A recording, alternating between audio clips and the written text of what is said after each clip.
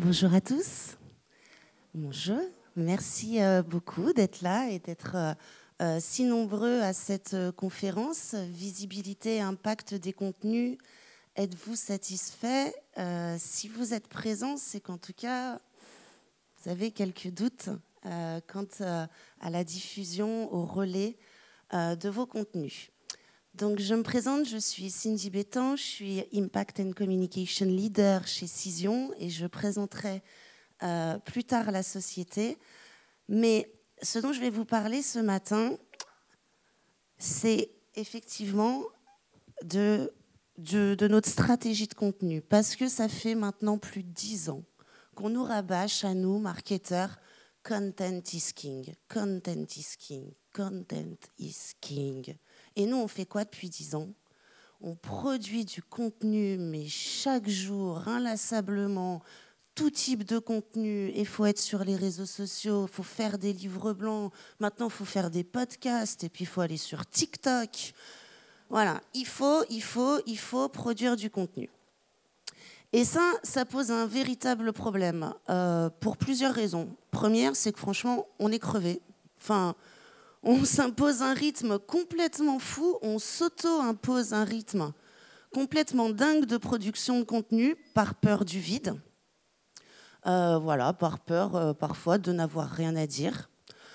La deuxième chose qui pose problème, c'est qu'à un moment donné, si on ne baisse pas tous le rythme en tant que marketeur, en fait, on est tous en train de se noyer dans notre propre contenu. Et on met la barre tellement haut que nous-mêmes, nous n'avons finalement plus d'impact, on n'arrive plus à faire émerger nos contenus, on n'arrive plus à être entendu. Et du coup, ça pose un vrai problème d'efficacité. Donc moi, la question, est-ce que le contenu est toujours roi? Alors bien sûr que oui, quand on a des choses à dire, il faut arriver à les mettre en musique, à faire du contenu. Mais ce que j'aimerais, et ce sur quoi j'aimerais qu'on réfléchisse aujourd'hui, c'est comment créer, mais aussi diffuser. C'est un petit peu rétablir l'équilibre entre le temps de production et le temps de diffusion.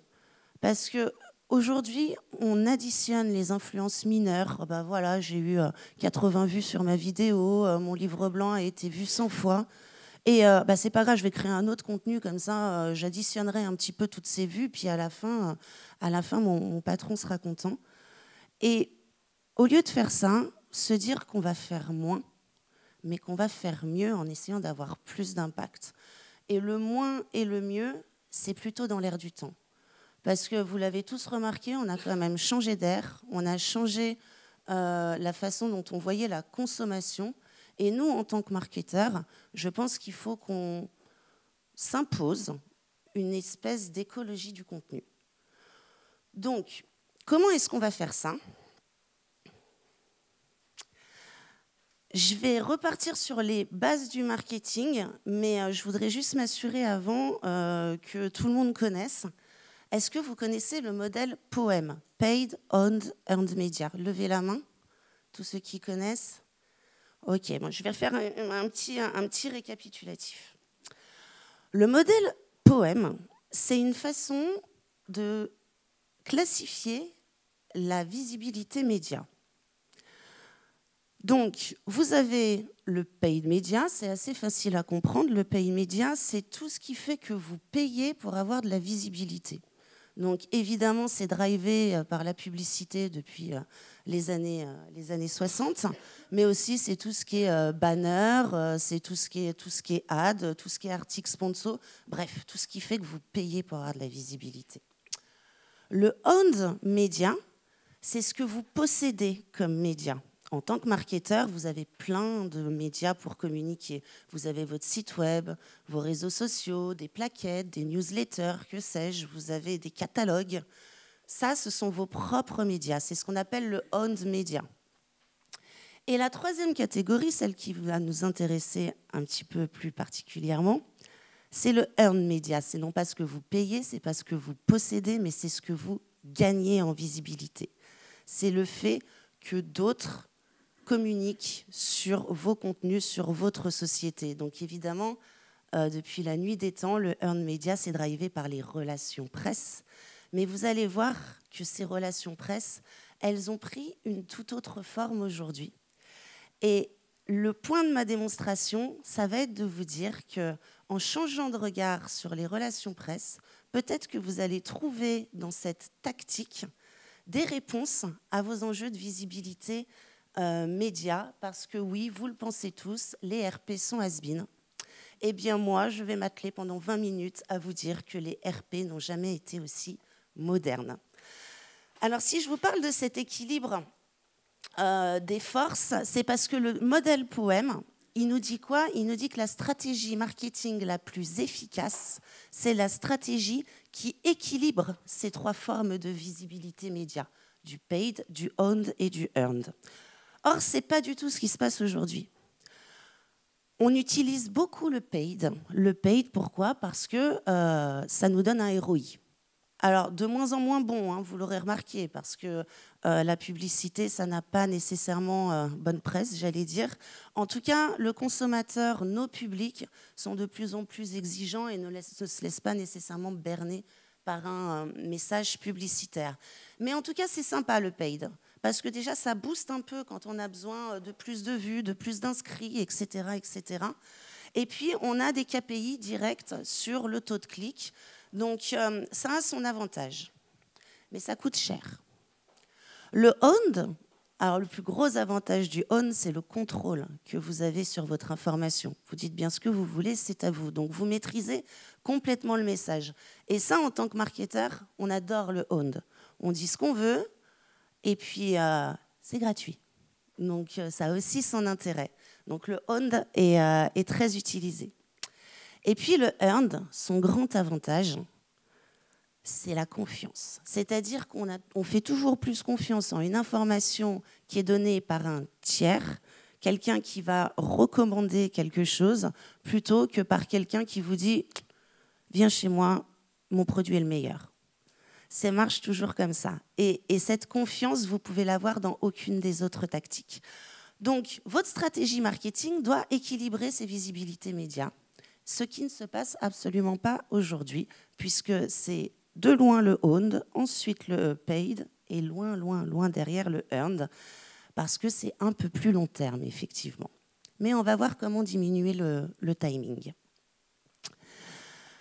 Alors, Cision, qui on est? Bon, c'est un peu...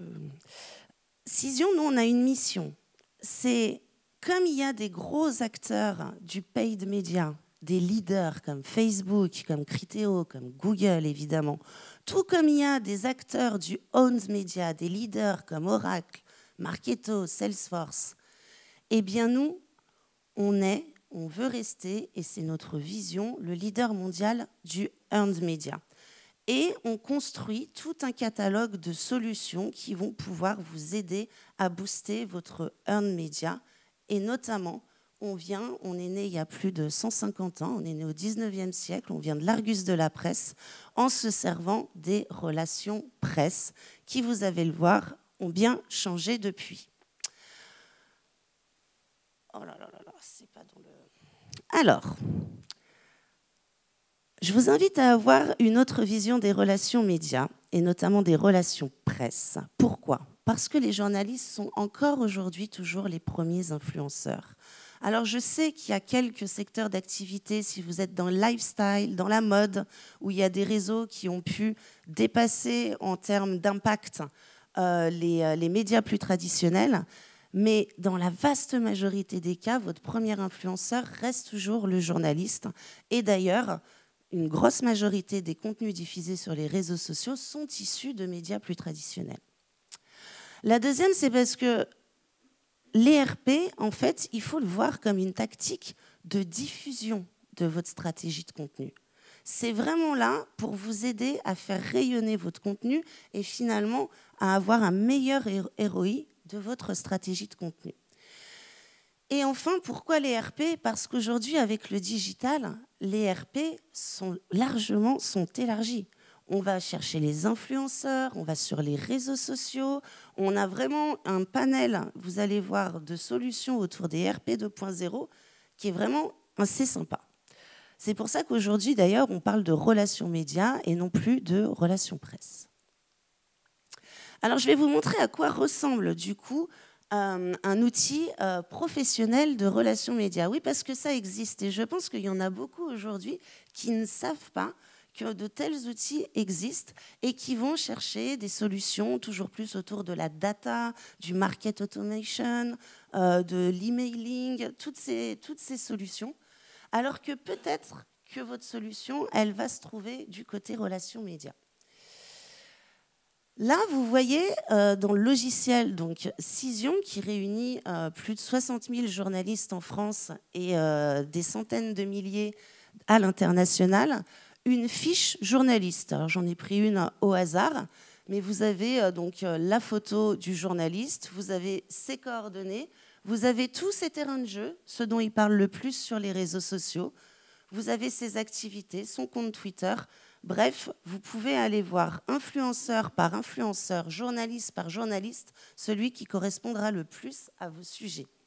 Et ça, c'est intéressant parce que ça vous amène une autre façon de penser votre contenu. Peut-être changer le sens du contenu. Avant de dire, eh bien, il faut que je parle de mon produit, donc je vais faire tel contenu, peut-être penser à la diffusion d'abord et dire qui pourrait être mon relais pour ce contenu. Et peut-être aller chercher cette personne et lui demander ce dont il a envie. Et donc, il y a tout finalement un déclic à avoir pour créer autrement. Pensez d'abord diffusion et ensuite aller vers la création. Mais on ne s'arrête pas là. Donc oui, on a cette base de données médias, journalistes, influenceurs, où vous pouvez aller chercher ceux qui parlent de vos sujets et qui vont pouvoir relayer votre information. Mais quand je vous disais que les RP étaient devenus modernes, c'est que sur ce même logiciel de relations médias, on ajoute des briques de plus en plus, des briques qui peuvent vous être vraiment très, très efficaces, comme le social listening. Et c'est pour ça d'ailleurs que Cision a racheté Brandwatch, pour ceux qui connaissent. Pourquoi le social listening ? Parce que là aussi, c'est une autre façon de penser le contenu. Et je vous invite à réfléchir au concept de data storytelling. Les journalistes et les influenceurs en sont très friands. C'est-à-dire que le social listening, ça va vous permettre sur un sujet donné d'aller dire à votre journaliste ou à votre influenceur, ce sujet, on en a parlé tant de milliers de fois dans la semaine, il a été relayé tant de fois, les sujets autour de ça sont ça, il faut écrire là-dessus, ça va plaire à votre public. Là aussi, c'est une autre façon de voir la conception du contenu. C'est vraiment aller chercher ce qui plaît, ce que l'audience veut entendre pour attirer l'influenceur et le journaliste vers vous. Il vous sera reconnaissant. Si vous lui envoyez un sujet où vous lui expliquez par A plus B que c'est un sujet qui fonctionne en ce moment et qui va lui plaire, ça ne peut que l'attirer. Le social listening, moi j'aime bien aussi parce que ça met de la mesure. Ça met de la mesure là où parfois c'est un petit peu le côté qui fâche dans les RP, c'est combien ça me rapporte, qu'est-ce que j'ai eu comme impact, etc., etc.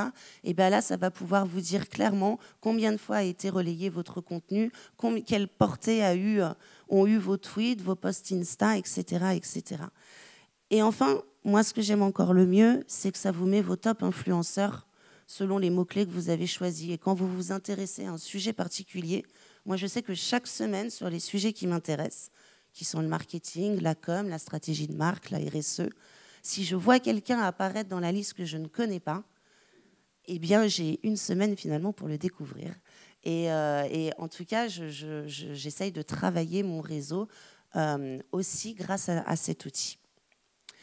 Donc typiquement, voilà, ça vous donne dans la même plateforme quelque chose d'assez intuitif. Là, j'ai mis RSE parce que c'est un sujet qui m'anime en ce moment, puisque c'est un sujet qui anime beaucoup les stratégies de marque.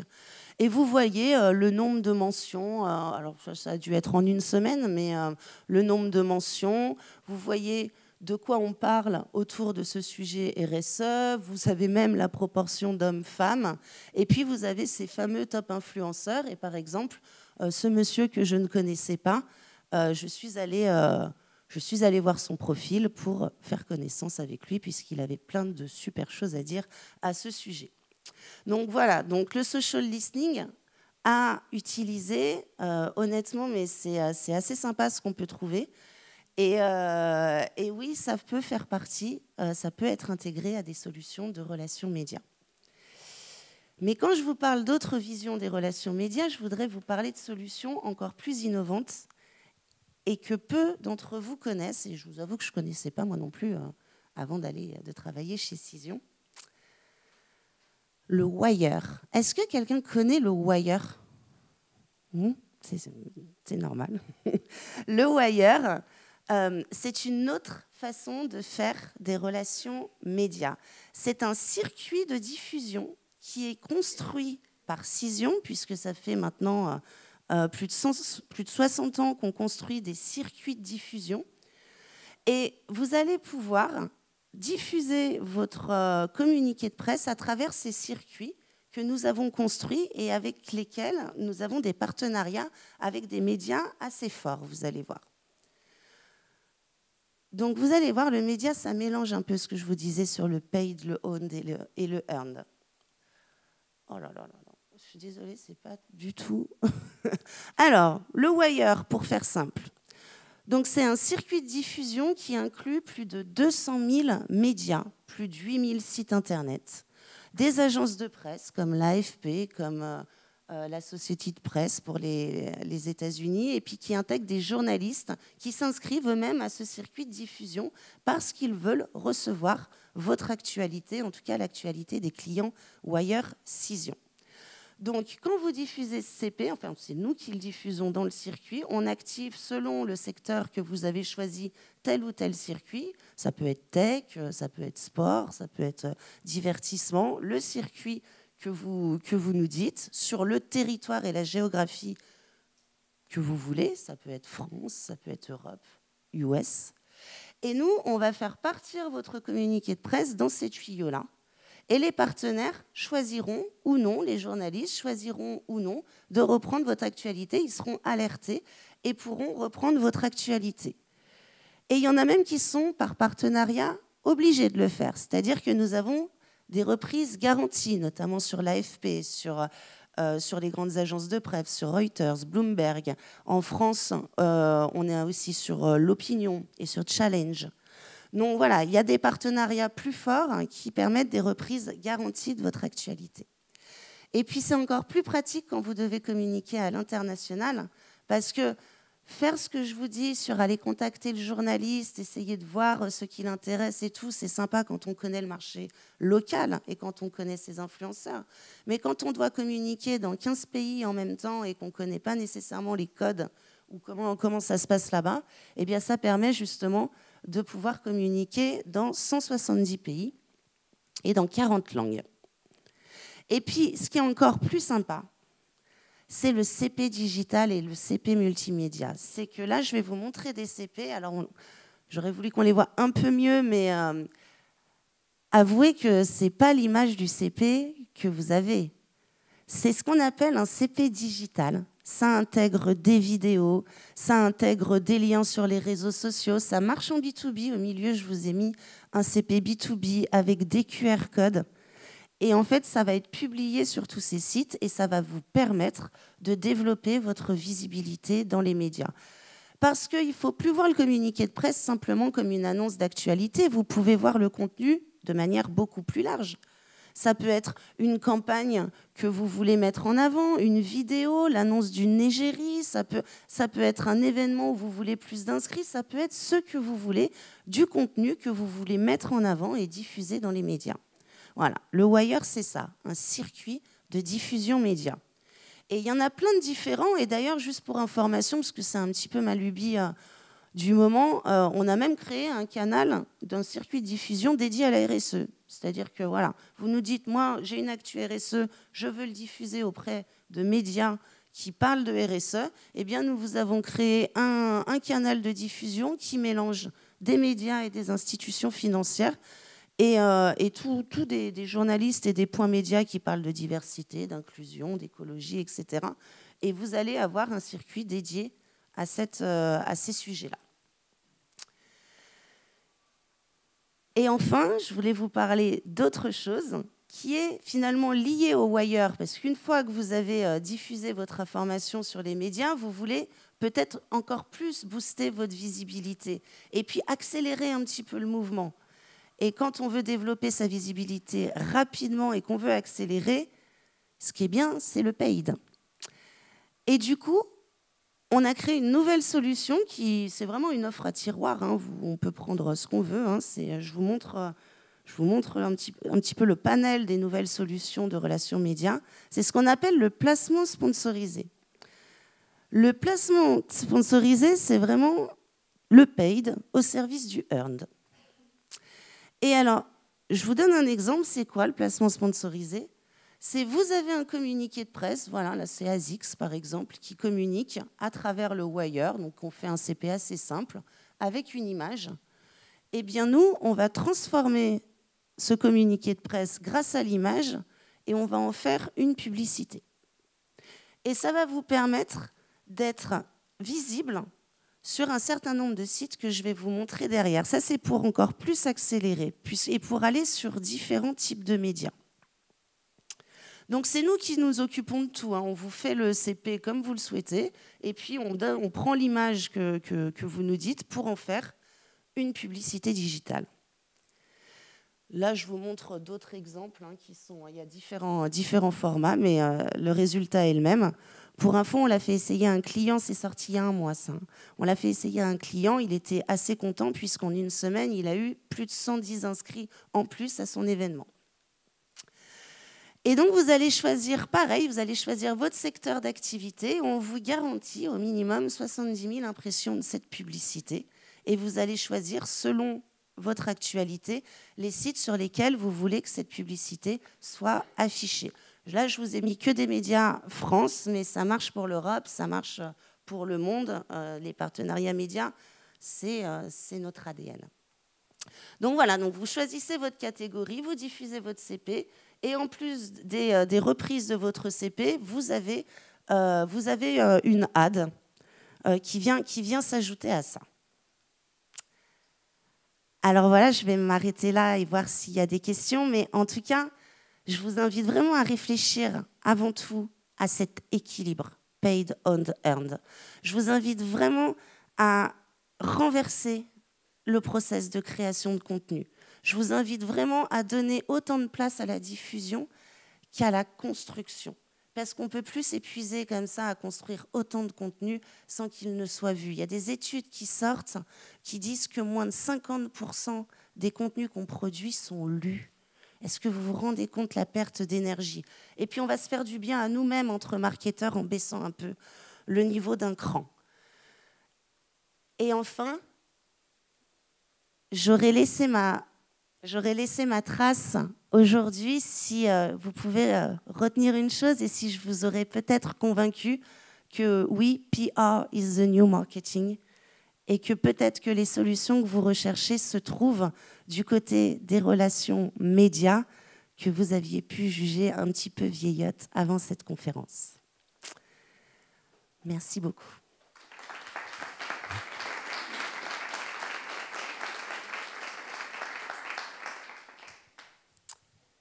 N'hésitez pas si vous avez des questions. Sinon, je suis installée à côté du café. Donc, c'est super sympa comme stand. Donc, voilà, on pourra en discuter le long de la journée. Oui ? J'ai une question. Merci. Sur la dernière partie, la publicité digitale au service des RP. Alors, moi, je suis convaincue depuis longtemps de la pertinence des relations médias-influenceurs si on les fait évoluer. Par contre, reposant sur la confiance et avec cette difficulté pour les influenceurs de savoir s'ils sont plutôt côté journaliste ou plutôt côté publicitaire,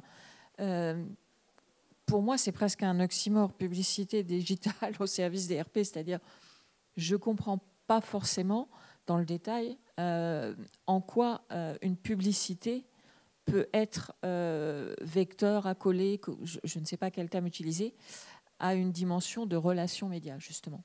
Comment vous gérez le côté publicitaire par rapport à une dimension d'information partagée avec les médias? Merci. Vous avez complètement raison. Et le discours que j'ai là, je l'ai parce que vous êtes des marketeurs, ou en tout cas parce que vous êtes à l'Inbound Marketing France. Parce que nous, on a 40% de nos clients sont des attachés de presse et des RP purs. Ne sont pas nécessairement des solutions qu'ils vont utiliser. Parce que justement, on fait un mélange des genres. C'est clair qu'on fait un mélange des genres. Sauf que quand on est au marketing, ce mélange des genres, on en a besoin.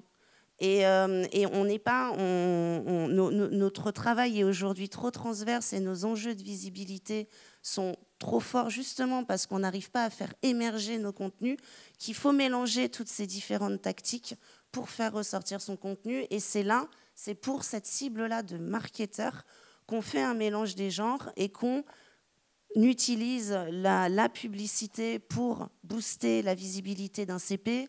Voilà, quand je dis que c'est au service des RP, c'est que ça booste une actualité, ça booste un contenu, ça booste un CP.